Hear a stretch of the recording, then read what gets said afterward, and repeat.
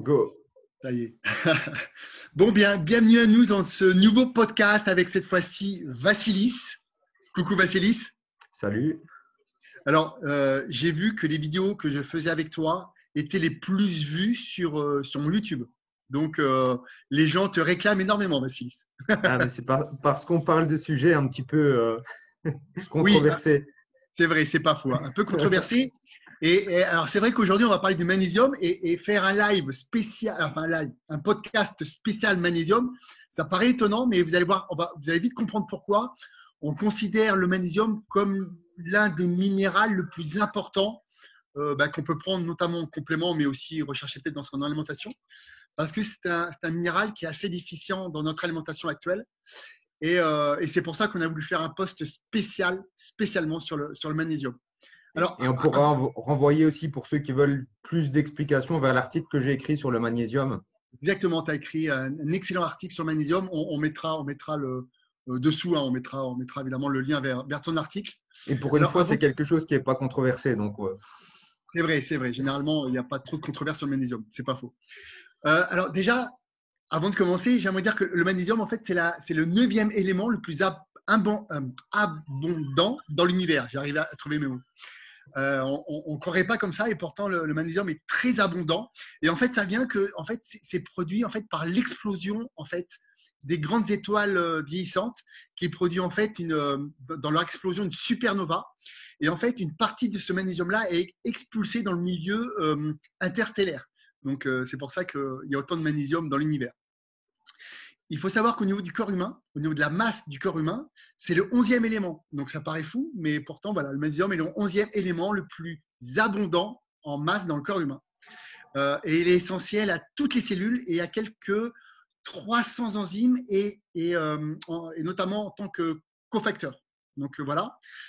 Au niveau des recommandations qu'on a au niveau des organismes de santé, on recommande environ 360 mg de magnésium par jour chez une femme, 420 mg de magnésium par jour chez un homme et plus de double chez les sportifs et les femmes enceintes. Donc, je ne sais pas si vous vous rendez compte, mais vu qu'ici, c'est surtout des sportifs qui nous écoutent, ça représente pas loin d'1 gramme de magnésium par jour. Donc, c'est quand même incroyable. Enfin, c'est des grosses doses. Je ne sais pas ce que tu en penses, toi, Vassilis, par rapport à des dosages, on va dire, plus importants.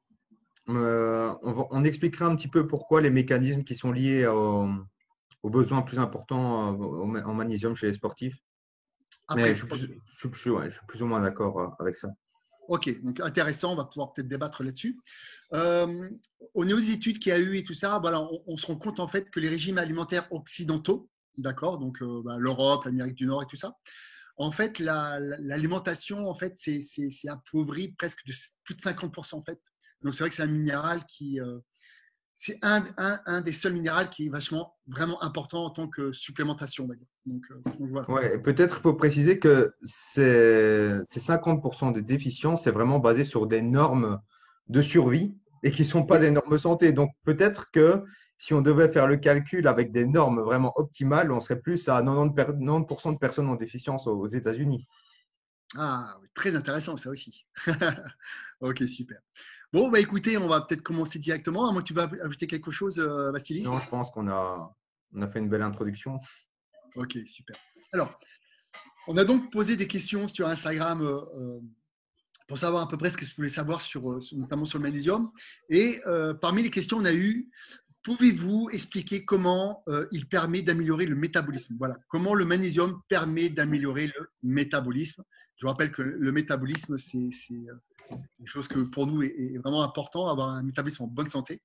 Donc, Ok, Vassilis, ok, donc là, ça va être un petit peu compliqué de répondre de manière précise. Je sais que les gens veulent avoir une réponse, ça sert à ça, ça sert à ça. Mais en fait, le magnésium sert carrément à la formation de l'énergie parce qu'il est lié à l'ATP. Donc, tu as parlé de 300 enzymes, mais en vérité, si on devait prendre ça au sens large, en fait, il n'y a pas une seule réaction qui se fait sans le magnésium puisqu'il est lié à l'ATP. Après, on peut parler de choses plus particulières où il joue comme cofacteur, comme tu l'as dit.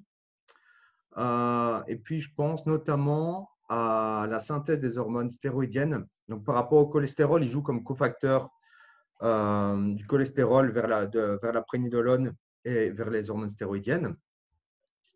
Et on peut remettre un autre exemple, par exemple au niveau du métabolisme énergétique, il joue aussi comme cofacteur au niveau de l'enzyme pyruvate déshydrogénase. Donc, on en a parlé beaucoup ces derniers temps par rapport au sucre, mais il faut juste retenir de manière très simple que si cette enzyme est régulée à la baisse, on ne peut pas produire de l'énergie de manière très efficiente et on est vraiment bloqué sur des modes d'énergie qui sont assez inefficients.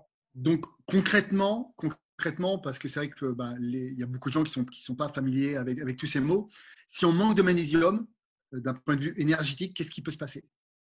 Alors, tu veux dire en termes de symptômes? Oui, par exemple, oui. Euh, Encore une fois, c'est assez large, donc ça peut être encore très très large, mais on en reviendra par rapport aux crampes et l'inhabilité à se relaxer, parce qu'on verra que c'est un minéral qui est fondamental pour le relâchement de la cellule. Mais encore une fois, c'est très très large et comme en gros, ça va du cholestérol jusqu'au métabolisme énergétique, donc on pourrait avoir un cholestérol élevé parce qu'on manque de magnésium. On pourrait avoir des problèmes au niveau du métabolisme du glucose parce qu'on manque de magnésium. C'est très, très large. Ok. J'avais vu aussi que ça pouvait améliorer la santé métabolique, mais tu sais, pour augmenter le métabolisme, en fait. Enfin, augmenter. Disons que avoir une déficience en magnésium, ça pouvait peut-être pas bloquer le métabolisme, mais pas le faire tourner aussi correctement que Alors, forcément, si on est, si on est bloqué sur des modes d'énergie très inefficients, on va produire moins d'énergie. Et donc, oui, concrètement, via ces mécanismes, ça peut améliorer le métabolisme. D'accord. Ok. C'est intéressant quand même parce que c'est vrai que c'est des domaines quand même qui sont importants. Euh, alors, il y a une question qui est revenue très souvent, c'était quel dosage prendre? Et c'est vrai que là, pour le coup, tout à l'heure, Ouais. j'ai donné ce que les instances de santé recommandent, d'accord? Mais toi, quel est ton point de vue par rapport à ce que tu as lu ou recherché? Quels seraient pour toi les dosages optimum, on va dire, pour les Ok. personnes sédentaires, mais aussi pour les personnes peut-être sportives, car on sait que chez les sportifs, par exemple, on a un besoin peut-être plus accru de magnésium. Tu peux peut-être nous en Ok, dire plus. donc sans savoir quoi que ce soit sur l'individu, c'est difficile de dire, voilà, tu as besoin de 100 mg, 200 mg, 300 mg, parce que ça va dépendre d'un tas de facteurs, ses entraînements, son stress, son activité thyroïdienne, parce qu'on le verra plus tard que en fait, l'activité thyroïdienne va vraiment déterminer le statut en magnésium, et quelqu'un qui a une bonne activité thyroïdienne va pouvoir retenir plus de magnésium. Donc, sans avoir quoi que ce soit sur l'individu, c'est compliqué. Donc, ce que je conseille toujours, c'est euh, commencer par fixer un petit peu son alimentation, manger plus de végétaux, des légumes verts, un peu de lentilles. Et par rapport à ça, on peut augmenter, parce que généralement, ce n'est pas suffisant, notamment pour tous les sportifs qui nous écoutent, on peut augmenter je conseille toujours de commencer par entre 100 et 300 mg ou 400 mg et voir un petit peu comment on se sent.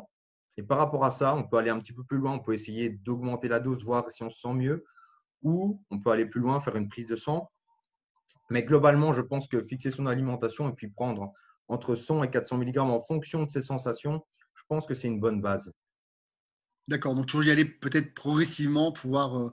Voilà, en fait, comme tous les compléments, c'est toujours ce qu'il y a à faire, c'est fixer son alimentation et puis complémenter, y aller progressivement, voir comment on se sent, si on voit une amélioration, ou si au contraire, si on augmente la dose et qu'on a la diarrhée, parce que même si on a une forme très biodisponible mais qu'on en prend trop, on va quand même avoir la diarrhée.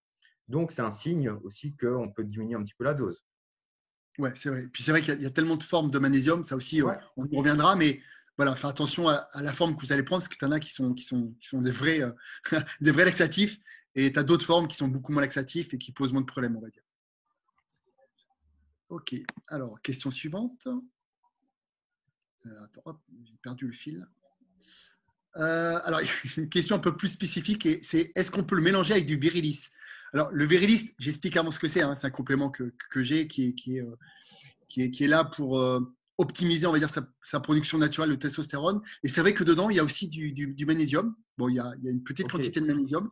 Et en fait, on nous demande si on peut mélanger, en fait, par exemple, le ok. Supermag avec du Virilis. Il y a combien de magnésium dedans Je dans ce crois que Virilis? le dosage par jour, je crois, c'est dans les 100 milligrammes, je crois, de Donc magnésium pur. on pourrait se dire par exemple qu'on prend du Virilis et puis rajouter 200 mg de Supermag, Oui, par exemple. Parce que bah, je sais pas si probablement qu'Éric Mallet l'a mis pour ça. C'est bien lui qui a conçu la formule du oui, Virilis, hein, c'est ça? oui. Voilà. Donc, comme le magnésium va agir au niveau comme cofacteur au niveau de la conversion du cholestérol en hormones stéroïdiennes, ça va agir sur la testostérone et en complémentation avec le zinc, ça va très bien. Et puis, si on rajoute un petit peu de magnésium, ça ne va pas faire de mal, ça va juste faire un bonus. Oui, c'est ça. C'était pour ça qu'il avait fait ça. Ok. Doit-on se complémenter en magnésium en fonction de ses résultats sanguins? Donc là, Ok. a priori, voilà, si vous avez fait une prise de sang et que vous avez un magnésium un peu dans les chaussettes, donc quoi Euh, faire? Ah, il faut un petit peu clarifier, c'est-à-dire que je pense que globalement, on peut se complémenter sans avoir besoin de faire une prise de sang. Maintenant, si on veut aller un petit peu plus loin, c'est bien de prendre le magnésium dans le sérum, le magnésium globulaire et, si on veut encore aller plus loin, le magnésium dans les urines. C'est-à-dire qu'on peut voir exactement ce qui se passe au niveau du métabolisme du magnésium. Par exemple, on peut avoir un magnésium dans le sérum qui est élevé et pas un magnésium globulaire qui est élevé. Et donc, on se dit, ce n'est pas le magnésium le problème, ça peut être, par exemple, un problème au niveau de la vitamine B6. Donc, vitamine B6 qui est dans le Supermac, par exemple.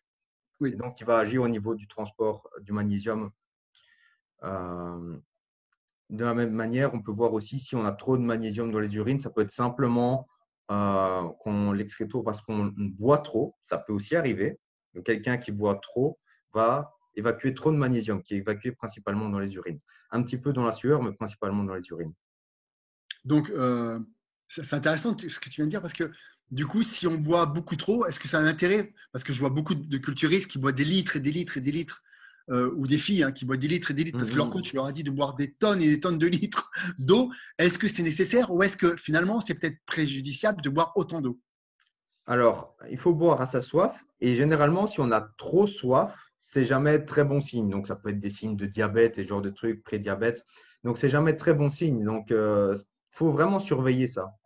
Ouais. Et sachant qu'il n'y a pas que de l'eau dans l'eau qu'on boit. Et puis là, on va arriver aux gens qui disent, oui, Christophe a dit de plus boire d'eau, il faut boire du jus d'orange. Tu vois ce que je veux dire? Je vois très bien ce que tu veux dire. Mais en fait, le conseil qu'on peut vraiment vous donner, c'est de boire à sa soif. Le corps Boire est ça. pas mal fait par rapport à ça et c'est pas la peine de se surhydrater comme j'en vois beaucoup faire. Ouais, concrètement, moi, par exemple, je ne bois pas beaucoup d'eau parce que je bois beaucoup de café et puis pas des cafés espresso qui sont assez dilués. Je bois du jus d'orange, bien sûr. Je mange beaucoup de fruits. Donc, bah, concrètement, mon apport en hydrique n'est pas super élevé en tant que tel, mais via ces autres éléments, ben, j'ai toute l'hydratation dont j'ai besoin. D'ailleurs, je fais un petit écart, je m'écarte un peu du magnésium, mais j'avais lu déjà que si, par exemple, on allait uriner très très souvent, c'était pas génial, c'était peut-être un symptôme de fait qu'on avait peut-être un problème métabolique ou une thyroïde C'est qui pouvait être un peu dans la chaussette. Et j'aimerais ton avis là-dessus. Toi, je crois que j'avais vu que si on urine plus de 6, 7, 8 fois par jour, au-delà de ça, il fallait faire attention parce que ça pouvait être des petites choses à repérer peut-être. Ouais, ben, concrètement, c'est ce que je t'ai dit. Si tu as trop soif, si tu urines trop, c'est des signes qui sont liés au diabète. Et indirectement, tu urines aussi plus de magnésium. Tu urines plus de magnésium, tu inhibes encore plus tout ton métabolisme glucidique et tu tombes dans un cercle vicieux. Ok. Donc voilà. Attention à pas se surhydrater du coup parce que bah, ça fait plus de mal. Mais on n'a pas dit de ne pas boire d'eau. Attention. Bien sûr, bien sûr. Sauf moi, mais moi c'est à part. Voilà. Moi c'est que pour moi, Tes hein. pizzas, jus d'orange. Voilà. Euh, Ah, une autre question, c'est à quel moment prendre du magnésium, si on décide de se supplémenter en magnésium, à quel moment il faut-il prendre et comment faut-il répartir cette supplémentation dans la journée?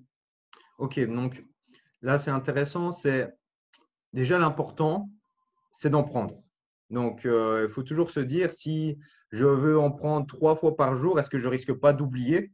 Donc, l'important, c'est toujours d'en prendre. Deuxième chose, c'est voir un petit peu au niveau de la tolérance digestive. Donc, admettons, on a quelqu'un qui dit je vais prendre 400 mg de magnésium et qui a la diarrhée. Peut-être, ça peut être intéressant de diviser sa prise en 2 fois, par exemple. Alors, il y a des moments qui sont particulièrement intéressants de le prendre, par exemple avant de dormir, parce qu'il va agir comme un antagoniste. Donc, en fait, le magnésium est un antagoniste des récepteurs qu'on appelle NMDA. Donc, sans rentrer trop dans les détails, c'est juste des récepteurs qui sont liés à l'hyperexcitation neuronale. Donc, en gros, en prenant du magnésium, tu vas un petit peu inhiber ces mécanismes. Ok, on va calmer un peu tout ça, quoi. Voilà. Donc, l'important, c'est d'en prendre, voir un petit peu son système digestif, comment ça se passe, et pourquoi pas le prendre avant de dormir si ça nous aide à mieux dormir. D'ailleurs, par rapport à ça, j'ai un ou deux clients souvent qui me disent, ouais, moi, je ne peux pas prendre avant de dormir parce que ça me donne mal à la tête après le lendemain. Tu as une explication par rapport à ça? Hmm. Ils ont trouvé ce symptôme-là, ce qui est très étonnant, hein. Ils me Alors, disent, je ne le prends pas avant de me coucher parce que ça me donne mal à la tête le lendemain. alors, probablement que ce ne soit pas lié au magnésium en tant que tel, mais comme c'est du bisglycinate de magnésium, tu as un petit peu de glycine dedans.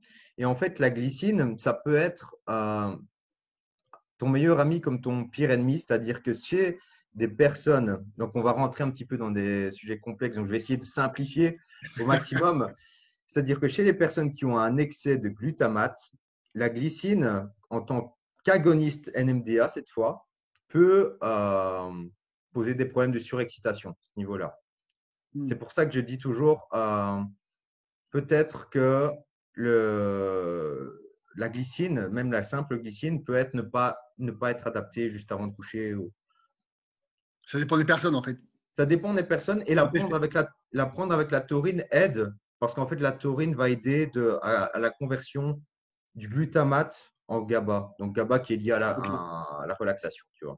ok, d'accord.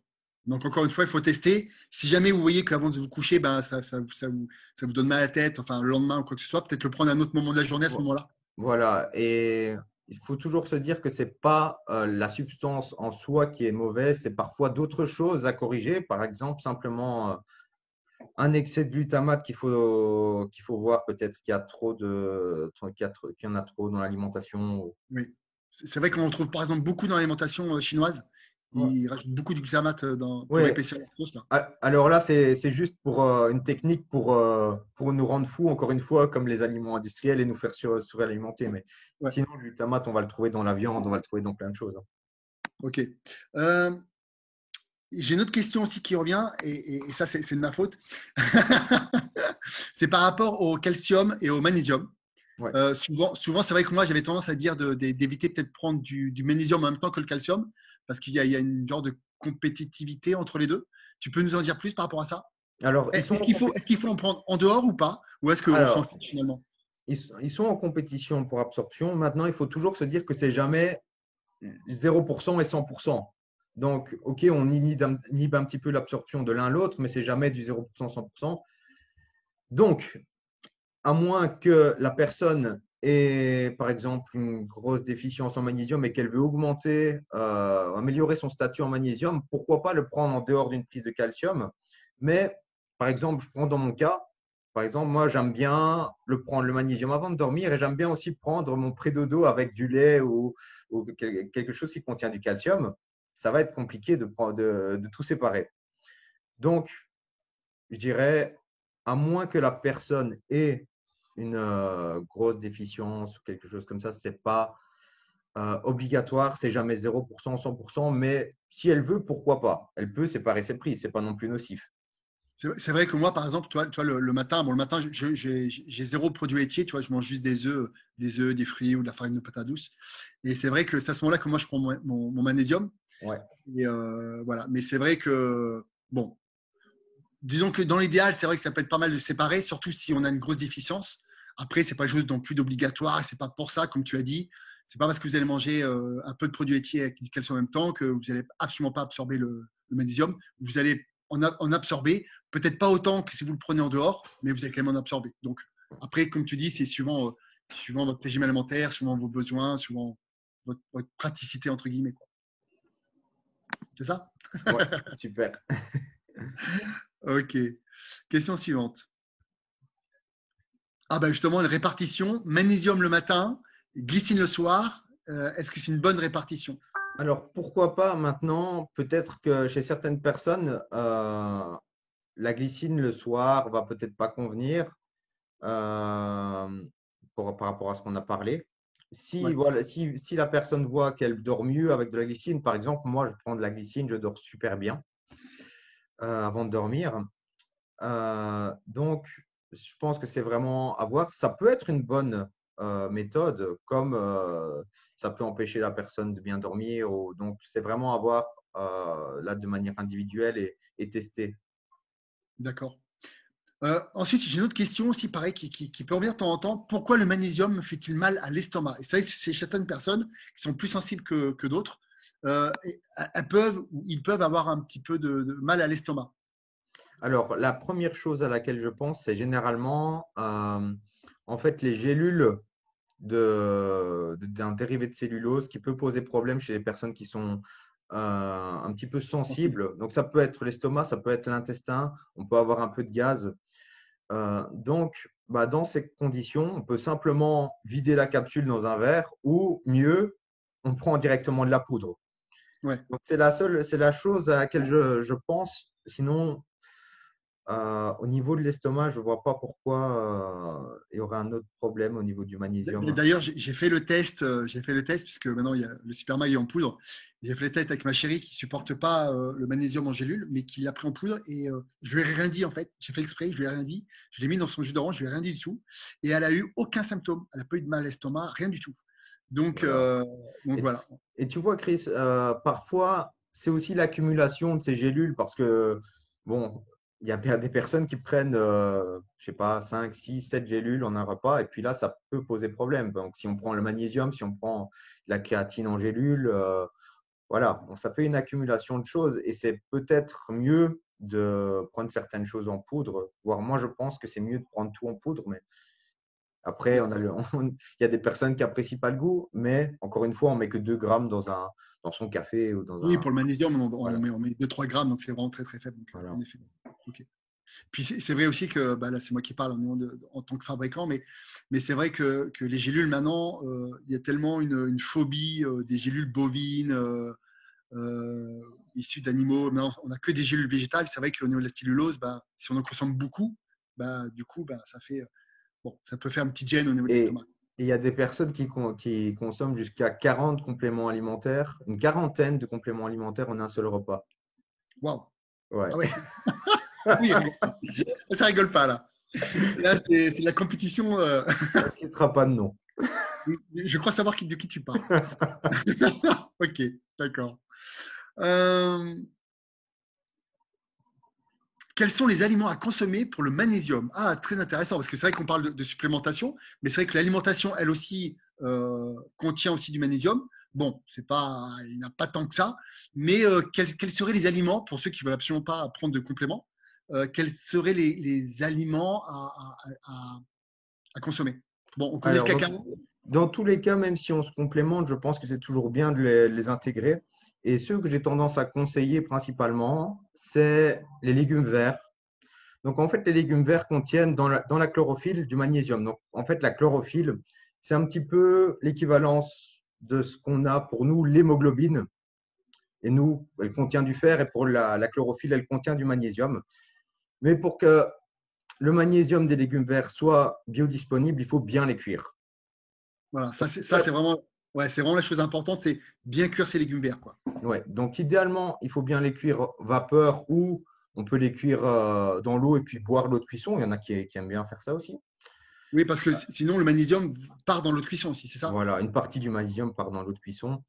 Et sans parler d'autres problématiques de les manger pas cuits. Donc, Ouais, par exemple, l'effet goitrogène. Donc, ouais. euh, voilà, je conseille toujours de bien les cuire. Alors, il y a les lentilles qui sont pas mal. Alors, Pareil, il faut bien attention, le préparer. bien préparé. Donc là, j'insiste. Donc, il y Si tu peux a. donner, vas-y, donne-nous le tips pour bien préparer des lentilles. Alors, là, je voulais juste insister parce qu'il y a des personnes qui disent ouais, avec la mode du pro-métabolique, on peut plus manger de légumineuses, etc. Alors, moi, je pense que ça reste un très bon aliment à partir du moment où on le prépare bien. Ok. Donc, euh, le faire tremper une Quoi, nuit. toute la nuit à peu près, tu Voilà, penses? on peut le faire tremper dans de l'eau et une solution avec un petit peu, donc de l'eau et du vinaigre en gros. Et un petit peu Est-ce de qu'on peut sel. mettre aussi du bicarbonate de sodium? Est-ce que ça a un intérêt ou pas? Alors, je ne sais pas si ça a un intérêt supérieur. Euh, je me renseignerai. Ouais, on Voilà. renseignera et on regardera. Ouais. Voilà. Et donc, bien les cuire. Donc, on a les légumes verts, les légumineuses. Et une source qui est intéressante, c'est le cacao. Et encore une fois, on m'a demandé est-ce qu'il faut manger du cacao cru, etc. Encore une fois, je ne conseille pas. Donc, on a quelque chose qui est déjà plus cher parce que Alors, c'est une pourquoi, pourquoi pas le cacao cru? ouais, donc on a Parce que quelque c'est à la chose qui, mode. ouais, Tout le monde parle de c'est la cacao cru. mode, c'est plus Voilà. cher, mais ça contient aussi certaines toxines, donc dont l'aflatoxine, qui est assez connue, qui peuvent encore une fois poser des problèmes. Donc, je conseille de ne pas prendre du cacao cru et puis prendre du cacao torréfié. Ok. Ok, super intéressant. Je sais que aussi il y a les fruits de mer aussi, qui sont pas mal, qui sont assez riches. Alors, ouais, ouais. Mais bon, le problème, c'est toujours Ben, pareil. Est-ce qu'on va manger des fruits de mer tous les jours? C'est c'est pas non plus le euh, cas, tu vois. Donc, on peut en manger assez régulièrement. Ouais, c'est pas mal aussi comme source. ok. Question suivante. Euh, on va repartir dans le technique. Pouvez-vous expliquer le mécanisme de crampe lié au magnésium? Ok, donc question un petit peu complexe. Donc, je vais essayer de simplifier au maximum. Donc, en fait, la façon un peu simple de voir ça, c'est le calcium. Donc, on enclenche une contraction musculaire. C'est le calcium qui va enclencher la contraction musculaire en rentrant dans la cellule. Et en rentrant dans la cellule, il va expulser le magnésium parce qu'en fait, ils s'opposent dans la cellule parce qu'ils ont la même valence. Okay, donc, calcium rentre, le magnésium sort lors d'une contraction. Maintenant, ça ne pose pas de problème en soi à partir du moment où l'inverse se passe lors de la relaxation. Mais pour ça, il faut suffisamment de magnésium. Donc, si on n'a pas suffisamment de magnésium, on risque d'avoir un petit peu trop de calcium qui reste dans la cellule. Et il y a d'autres mécanismes qui sont liés en fait au dioxyde de carbone. Donc, en fait, le dioxyde de carbone qui est produit avec une bonne fonction thyroïdienne va permettre l'évacuation du calcium intracellulaire. OK?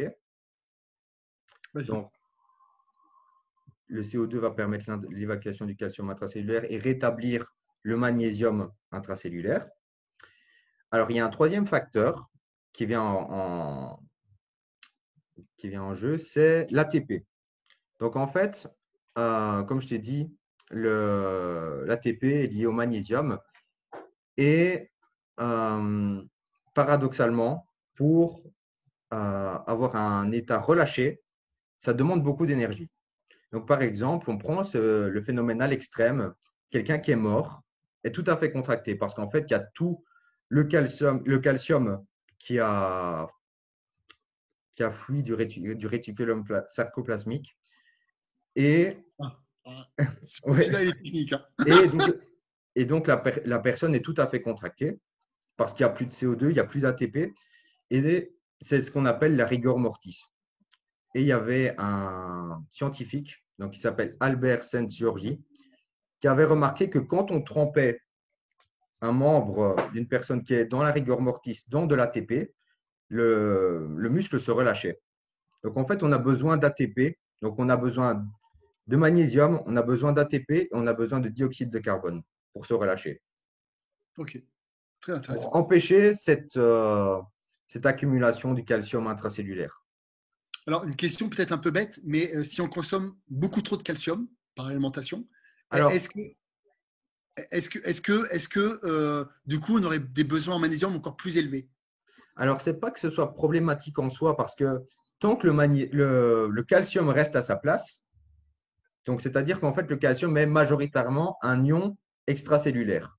Donc, le magnésium est un ion intracellulaire et le calcium est un ion extracellulaire. Donc, tant que le calcium reste à sa place, ça pose pas de problème.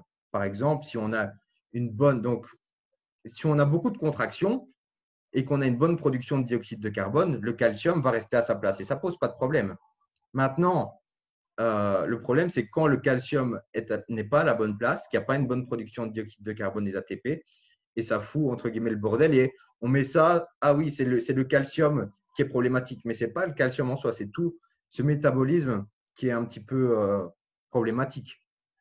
Est-ce que quand on fait des régimes extrêmes où on coupe littéralement les glucides, est-ce que ça aussi, du coup, ça engendre pas un problème aussi au niveau des crampes, dû aussi à ce déséquilibre, tu vois? Ah, ouais, alors la meilleure façon de voir ça, c'est de se dire si on fait un régime, on coupe les glucides, on produit moins de dioxyde de carbone. Et si en plus on est bas en calories, on produit encore moins de dioxyde de carbone, ça pose problème à ce niveau-là parce que le calcium intracellulaire n'est pas évacué correctement.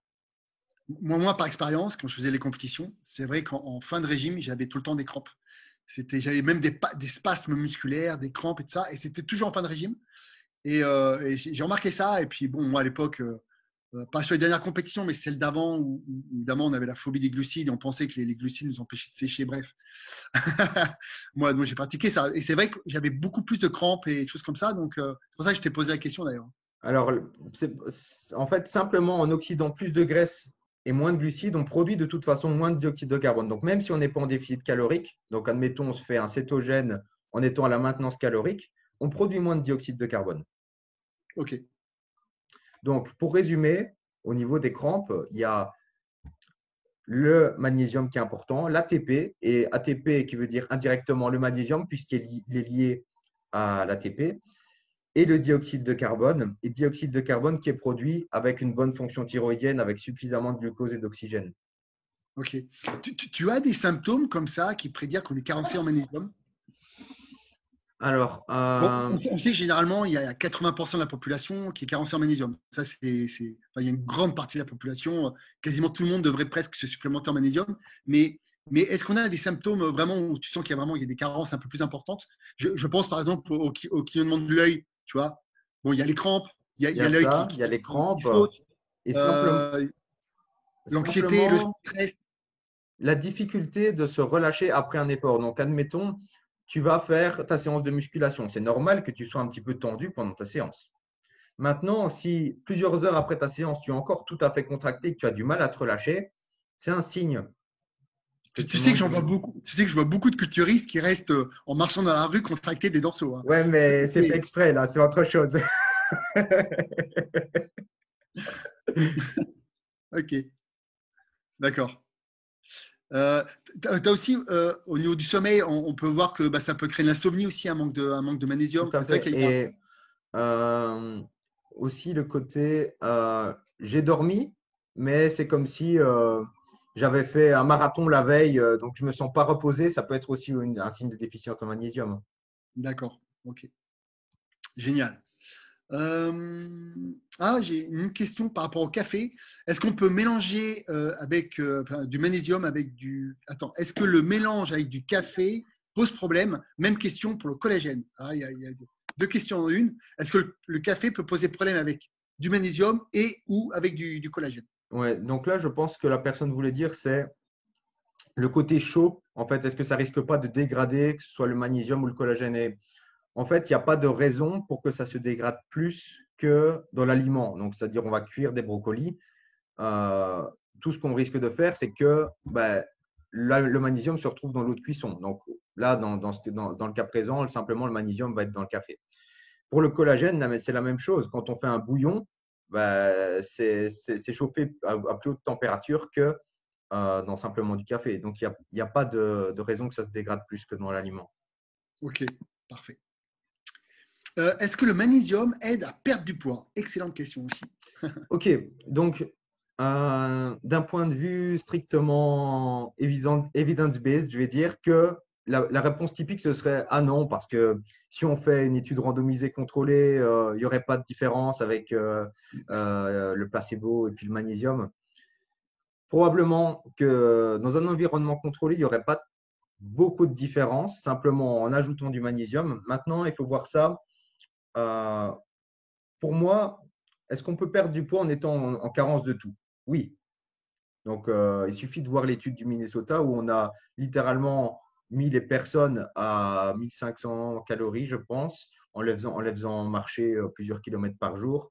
Et c'était 1500 calories uniquement de pâtes. Donc, juste pour te dire qu'ils étaient carrément en déficience et ils ont tout à fait séché. Donc, est-ce qu'on peut sécher en Et, étant en déficience? même sans aller si loin, hein, il suffit de regarder koh Voilà, les gens bouffent noix de coco, riz, ils bouffent rien d'autre, ou deux, trois bigorneaux qu'ils arrivent à trouver, et ils perdent tous du poids, hein. Donc, voilà. pourtant, ils sont tous carencés. Alors, est-ce que c'est optimal? Évidemment que non.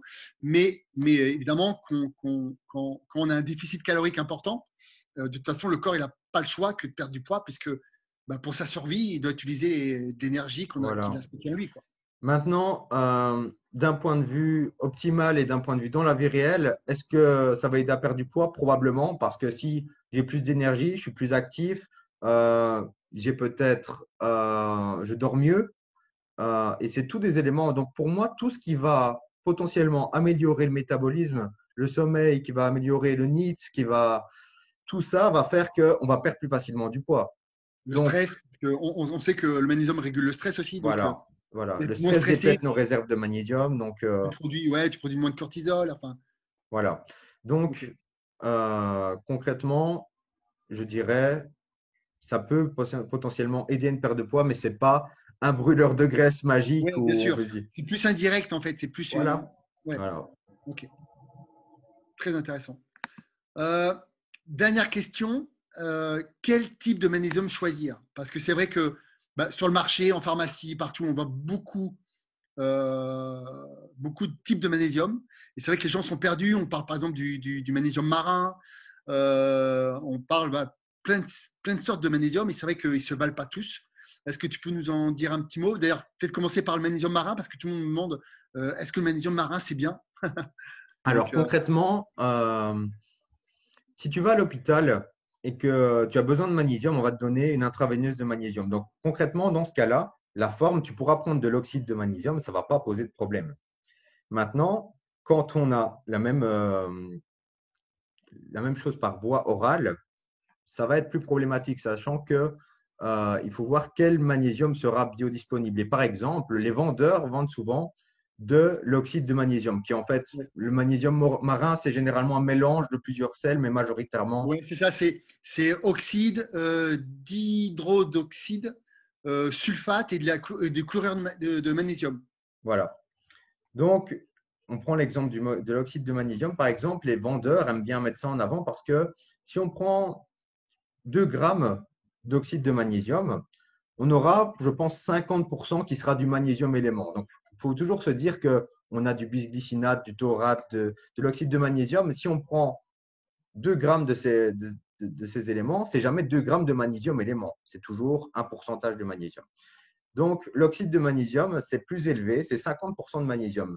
Mais il faut toujours se dire, dans ces 50% de magnésium, combien seront assimilés? Généralement, c'est un très bon laxatif et on comprend qu'il n'y en a pas beaucoup qui soient assimilés.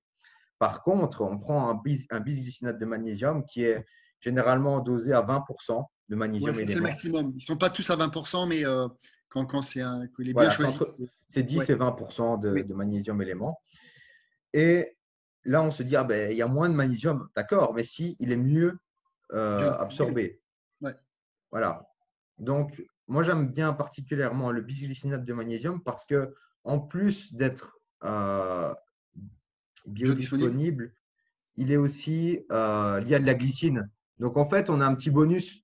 On supplémente un petit peu en glycine, on supplémente un petit peu en magnésium, et je trouve que c'est une synergie qui est vraiment pas mal. Ouais, même au niveau des diarrhées, quand même, il faut y aller hein, Alors, moi, pour- j'ai jamais eu de diarrhée avec le Ouais, moi non plus, bisglycinate. hein. C'est pour ça Après, que, au niveau des effets secondaires, moi personnellement, j'ai jamais vu vraiment de diarrhée, quoi. À moins d'en prendre peut-être plusieurs grammes d'un coup, mais ouais, ouais.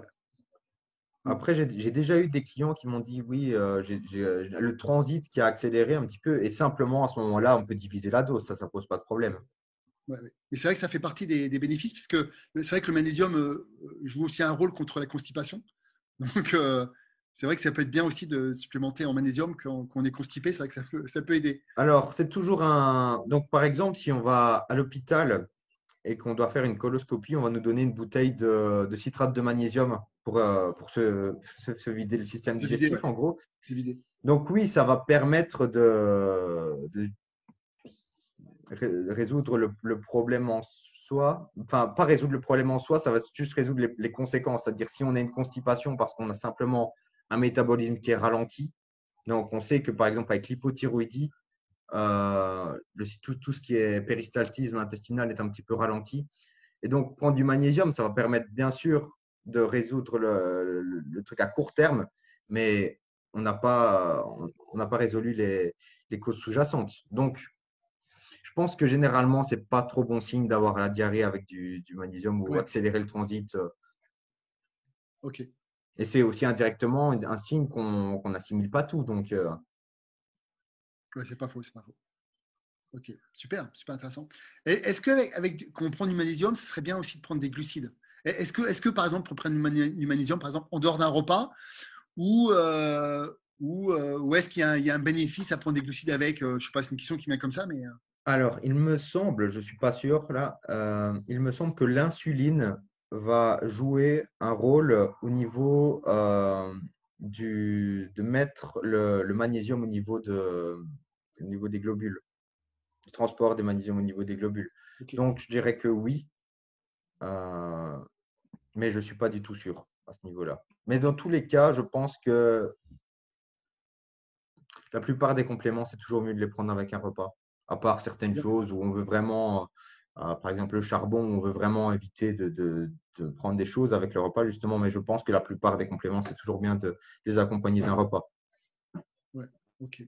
Et ok, bon, je vais terminer par peut-être par souvent, bah, moi le premier, hein, je rajoute de la vitamine B6 et de la taurine, bah, tout simplement pour avoir une meilleure assimilation en fait. Avec cette combinaison-là, tu peux nous en parler de ça Oui, ben, en fait, concrètement, si, par exemple, comme je le disais tantôt, si le magnésium dans le sérum est élevé et le magnésium globulaire est bas, il y a des grandes chances qu'il y ait un problème au niveau de la vitamine B6 parce qu'elle va jouer dans le transport du magnésium au niveau des globules. Donc, c'est super intéressant de joindre ça avec. Ok, super. Bon, bah écoutez, j'espère qu'on a répondu à toutes vos interrogations et à vos questions sur le magnésium. J'espère voilà, qu'on a été assez complet. Vous pouvez toujours poser d'autres questions, évidemment, sous la vidéo. Voilà, on va vous mettre aussi l'article de Vassili sur le magnésium qui est vraiment intéressant. Et puis voilà, Là, puis j'explique un petit peu ceux qui veulent un petit peu plus loin dans le côté dioxyde de carbone, calcium, magnésium, ils peuvent voir un petit peu dans l'article. ouais, exactement. Et puis bah voilà, nous c'est vrai que c'est vraiment le minéral qu'on conseille en priorité quasiment hein, parmi tous les minéraux parce que voilà, c'est comme tu l'as dit tout à l'heure en rigolant, c'est la huitième merveille du monde en minéral. Et pour une fois, c'est pas controversé, donc on peut le dire. Ouais, normalement ça devrait aller là. Voilà.